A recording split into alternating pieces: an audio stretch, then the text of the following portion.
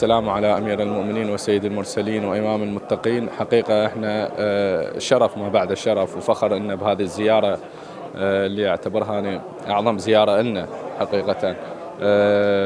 الحمد لله والشكر كمنتخب قدرنا أن نفرح هاي الناس، قدرنا نفرح الشعب العراقي. تعرف الشعب العراقي من فترة طويلة كان محتاج لهاي الفرحة. الحمد لله والشكر، جهود مبذولة من الجميع.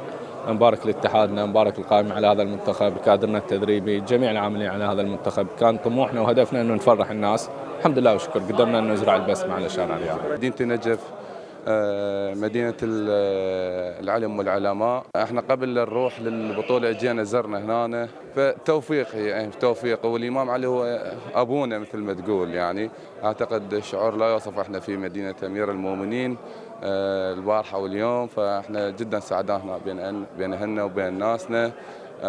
واليوم الزيارة يعني هو شفت كل الكادر الأجنبي والاتحاد والطبي والإداري والمدربين واللاعبين كلهم اجوا يدون الزيارة، فالحمد لله والشكر. نشكر الله سبحانه وتعالى اللي وفقنا لهاي في البطولة، وفقنا للزيارة.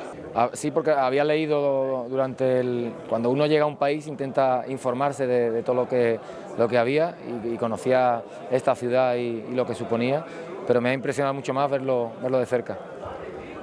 عندما قررت المجيء للعراق للعمل قرأت عن العديد من الأشياء في العراق، وقرأت عن الإمام علي، ولكن اليوم اندهشت لما شاهدته. مكان رائع.